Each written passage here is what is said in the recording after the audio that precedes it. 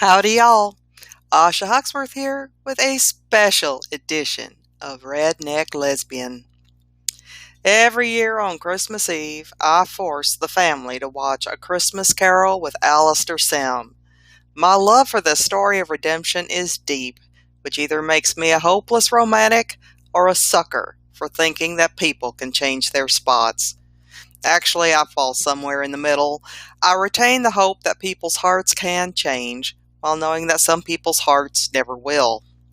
So my holiday hope this year is that all hearts will be purged of hate and that we will take up the necessary task of caring for and loving one another. So without further ado, here is A Redneck Christmas Carol. Bubba was dead, to begin with. There ain't no doubt whatever about that.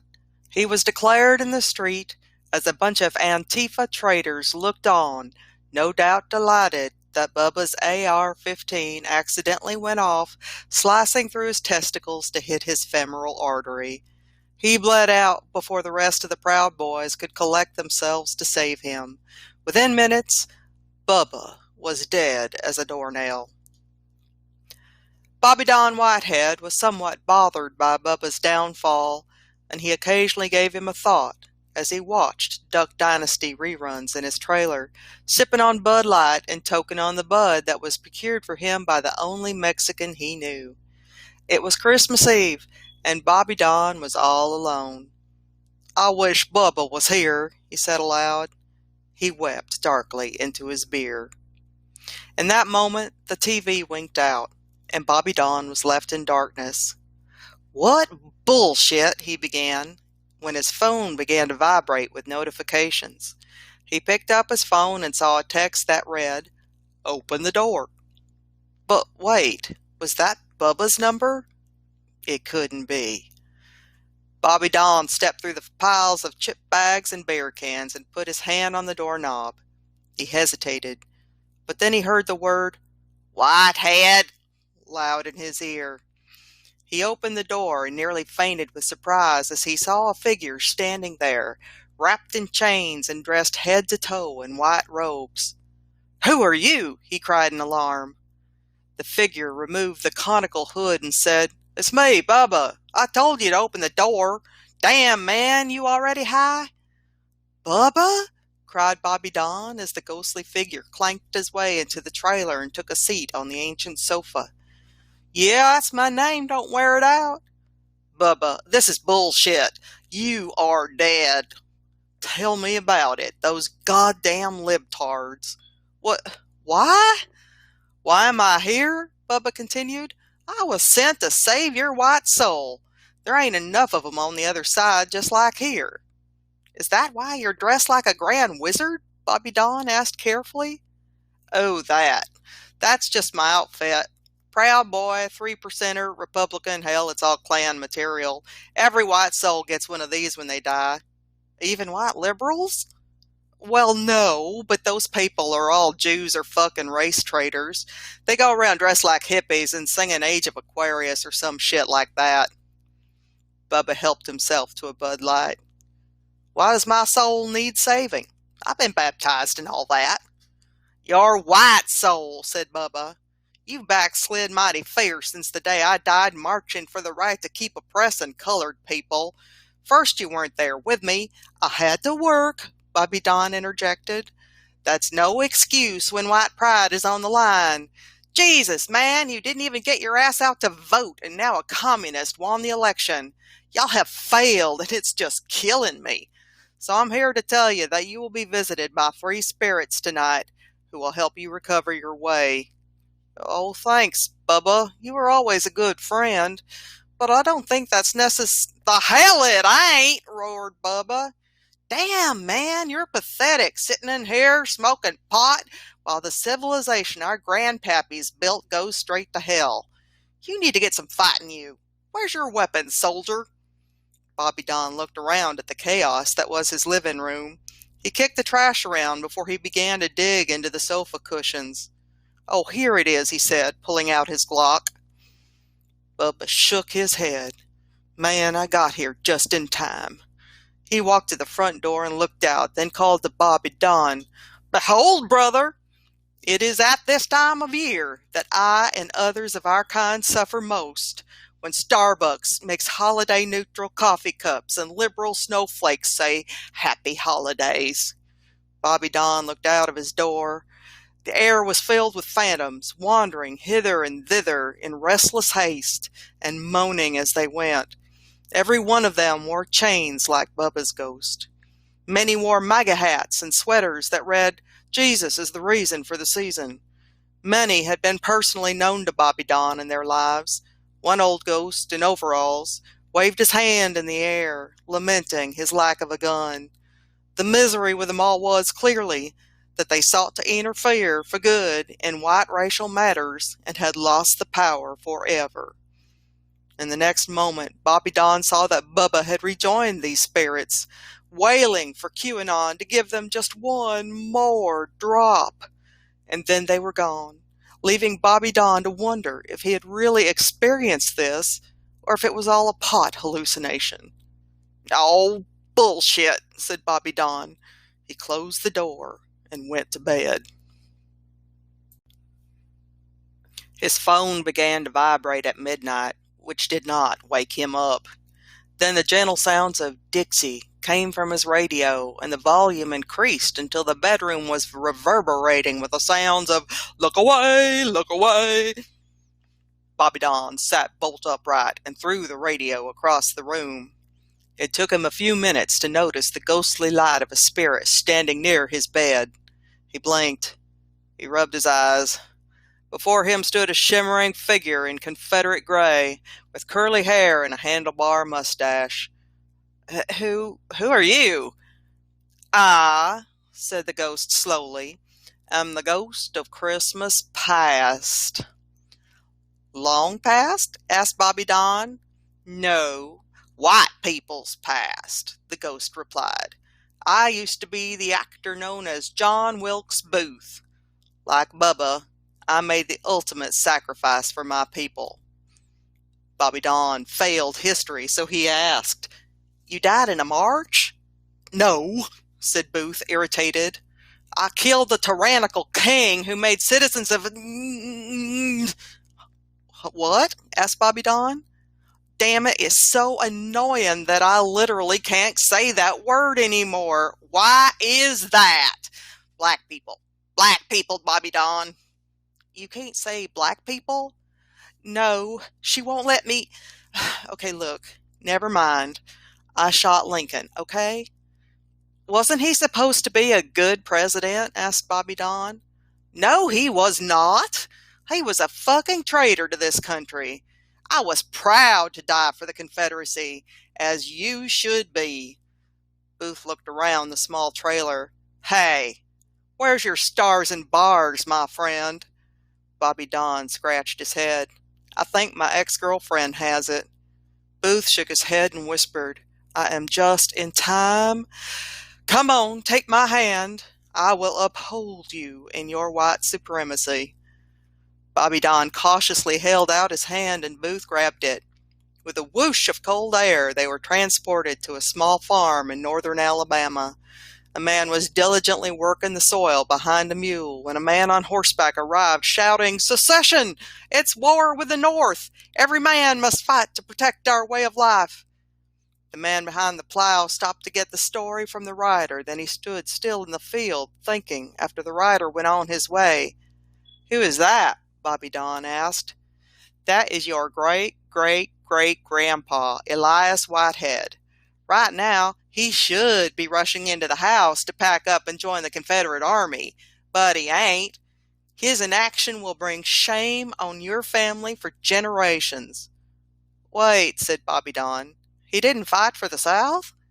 "Not only did he not fight for the South, he loudly and vocally insisted that it wasn't his fight because he didn't own slaves." Booth was indignant. "But somebody from my family fought in the Civil War," Bobby Don insisted. "The War of Northern Aggression," Booth corrected. "Yes, his oldest son Joseph served admirably." "What happened to him?"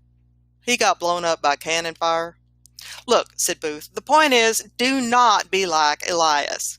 Sure, he didn't own slaves, but as a white man, he could have if he weren't dirt poor. Now take my hand again. In a few moments they found themselves somewhere in Appalachia, where a weirdly aged young man stood with a crowd outside a mine company holding a picket sign. That, said Booth, is your great-grandpa Homer disrespecting his white employers by striking. Do you know what happened next? No idea, said Bobby Don. The company brought in black men to replace them. Now you sit with that shame for a minute. But why was he striking, though? Things must have been pretty bad for that to happen, Bobby Don said logically. Oh, company script, U.S. dollars. What's the difference? He was getting paid, wasn't he? Who cares about the debt? He only had another 10 years of work left in him due to black lung anyway. And there he stands, wasting time while black men come in and take over. Huh, was all Bobby Don could say, while he was whisked away to another moment in time. In the next moment he found himself in a small 2-bedroom house where a young boy sat, eating fried chicken at a table in the kitchen. Beside the boy sat a plump black woman who watched him eat with a smile on her face. Is that Dad? Bobby Don exclaimed. Yes, that's your dad, and damn it, blast it! That woman is Ruby. She looked after your dad when your mama had to work. Yeah, he talked about her a little. Dad said she was always real good to him.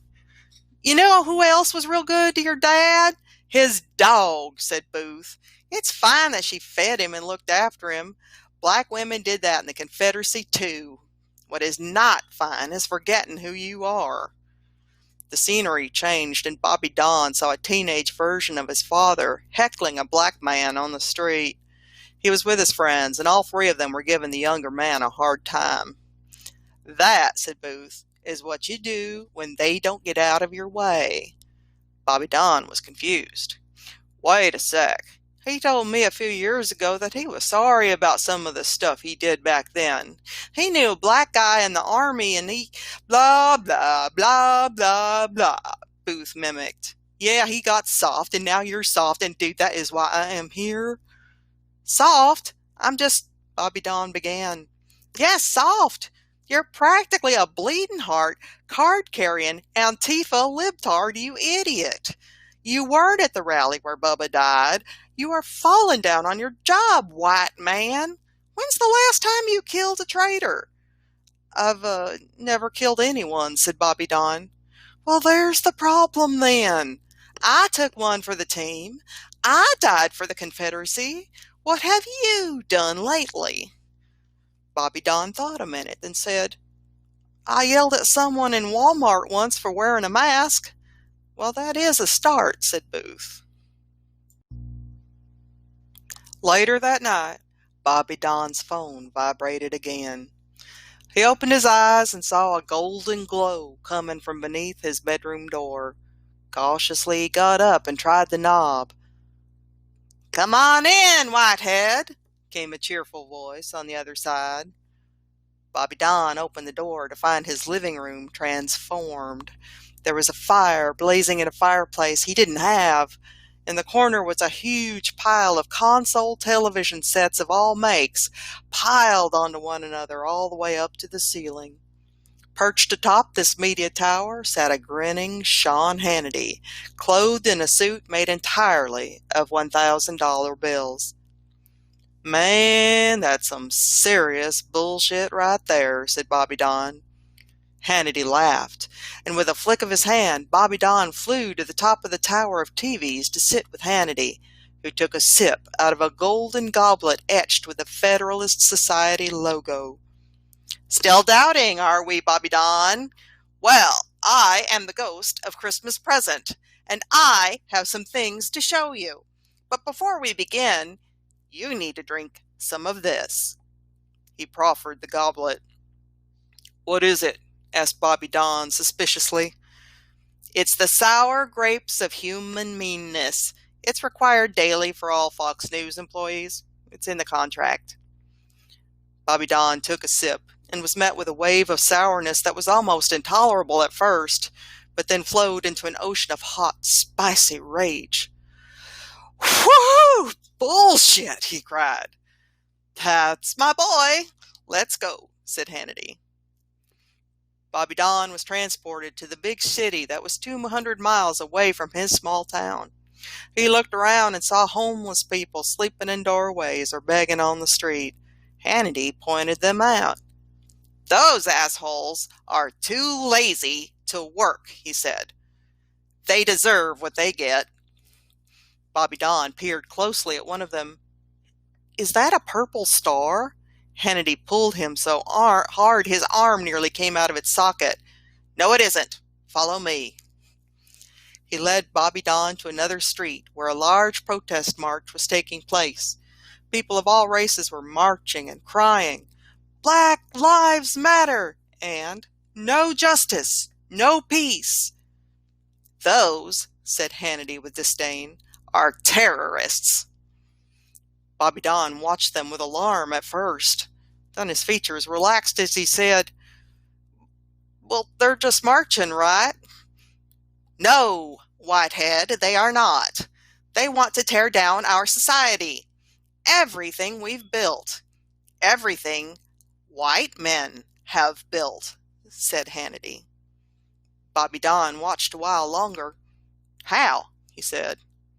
"If they had their way," Hannity went on, "there would be no white man in power ever again. There would be socialism everywhere.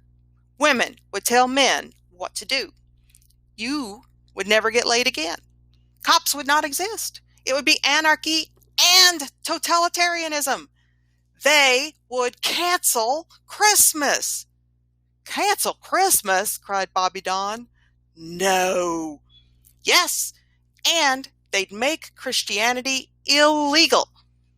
"Oh, man, no kidding?" Bobby Don was leaning into the narrative now.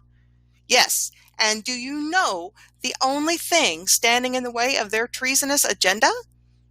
Bobby Don shook his head. "Those people." Hannity pointed to a group of Proud Boys dressed in militia garb and waving a variety of Trump and Confederate flags. "Like Bubba," Bobby Don said as he wept. "Yes, yes," said Hannity. "Just like Bubba. Don't you wish you could have been there when he died? Don't you wish you could raise his banner high?" Bobby Don nodded, sobbing. "Yeah, all right, man." He wiped his eyes. "And if that isn't enough to convince you, Whitehead," said Hannity, grinning like the cat who ate the canary, "then look here." Hannity opened his expensive Fifth Avenue tailored jacket to reveal 2 fat pigs with glittering eyes. Bobby Don leapt back. "What in hell? Hannity, are they yours?" "They're white man's," he replied. "This black one is greed, and the white one is power.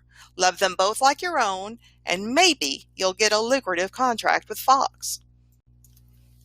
Later, Bobby Don's phone vibrated again. It was 2 a.m. He didn't know where he was. He looked at his surroundings. It was a very large room with a high ceiling. Desks and chairs were arranged in a half circle around a central podium. There were seats in an upper balcony as well, and the whole room had an old-fashioned cast to it. A figure was standing at the podium, dressed in a black robe from head to toe, holding a gleaming, sharp scythe.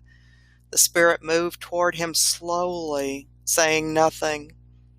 Hello?" Under his breath, Bobby Don muttered, "Bullshit, bullshit, this is bullshit." The figure stopped 3 feet from him and lifted a shriveled hand mottled in purple. It went up to the hood and lowered it enough for Bobby Don to see who it was. Mitch McConnell?" he said, unsure. Mitch just smiled, like he was refusing to put a Democratic Supreme Court nominee on the floor for a vote. "And you're the—" Bobby Don swallowed. "The ghost of Christmas future?" Mitch's smile showed yellow, crooked teeth. Bobby Don shuddered involuntarily. Look, he said, I get that y'all want me to be a better white man and all that. Are you going to show me what happens if I don't manage to do that? Mitch nodded his head, slowly, eyes wide. For a brief moment, Bobby Don thought a lizard's face peered out from beneath the cowl, but when he blinked, it was still Mitch standing there. Okay, then, Bobby Don said. I'm ready. In a moment, the Senate chamber, for that's where Bobby Don realized he was filled with the ghost-like images of people occupying the chairs at the desks. He looked at the nameplates. Nebraska. A black man was seated there. Ohio. A Latino man occupied the seat. Montana. A transgender woman sat calmly chatting with a person in a wheelchair. And then he saw Alabama. A black woman who was the spitting image of Ruby was shuffling her notes and saying, Lord bless us, everyone. Holy shit, cried Bobby Don. What am I even seeing? Mitch nodded his head slowly. Then he pointed to the central podium, which had been replaced by a tall stone grave marker. Bobby Don edged closer and read the inscription on the monument. Here lies white power. So, you're telling me, he began, that America will still be around, but that white people... Bobby Don wasn't allowed to finish because Mitch gave him a shove, and he fell into the grave that suddenly opened up beneath him. As he fell, he saw the many faces of disempowered white men. Stephen Bannon, Harvey Weinstein, George Wallace, Richard Nixon, Charles Lindbergh, even Robert E. Lee. The only sound was Mitch's mucusy cackle fading into the distance. Bobby Don awoke with a start in his own bed. What kind of bullshit was that, he thought. He sat up and rubbed the sleep out of his eyes. Had he really been visited by Bubba and three spirits who admonished him to do more for the white man? Or was it all just a dream? He wandered out into the living room and discovered the remains of an empty bottle of Mad Dog 2020. He thought. He looked out the window and was surprised to see that it had snowed. "Aw," he said. He put on his coat and wandered outside. Children who lived in the trailer park were playing in the snow, tossing snowballs at one another. Bobby Don smiled in spite of himself, then realized that some of the kids were probably Mexican. A few were black. Just then a snowball hit him in the face, blinding him. He wiped the snow out of his eyes, and when he could see, he spotted a young black girl looking at him apprehensively. "Sorry, mister," she said in a low voice. The night's events washed over him. He remembered the sour grapes of meanness. He remembered the death of white power. He knew what Bubba and the ghosts wanted him to do. The look of fear in the girl's eyes told him that she did too. And before he knew it, he knelt down, grabbed a handful of snow, and threw it back at her, laughing. He opened his mouth and said, "Merry Christmas." She dodged, then smiled nervously and ran back to build another snowball. Bobby Don looked at the snowflakes melting in his hand. He decided he wanted to go out this Christmas. He went in, showered, cleaned up, and headed over to his sister Fanny's house. He knocked quietly on the door, nervous. A black man opened it and said, "Well, look who it is." Bobby Don smiled painfully. "Look, I'm sorry, Richard. I know I've been a real jerk, but I've changed. Well, at least I'd like to change. I'm not really sure how to do that, to be honest with you." Richard looked at him long and hard, as though his eyes were a lie detector searching for fraud. After a while, Richard nodded and said, "Fanny will be glad to see you." And Fanny was glad to see him, and she introduced him to their two little kids, and they had a warm and wonderful Christmas celebration together that year and every year after that. Bobby Don shed his grievances and discovered that his bullshit was pretty much the same as everyone else's, and that life was easier without pretending otherwise. From that day forth, It was always said of him that he knew how to keep his heart open if any man alive possessed the knowledge, and he never watched Fox News or any right-wing media ever again.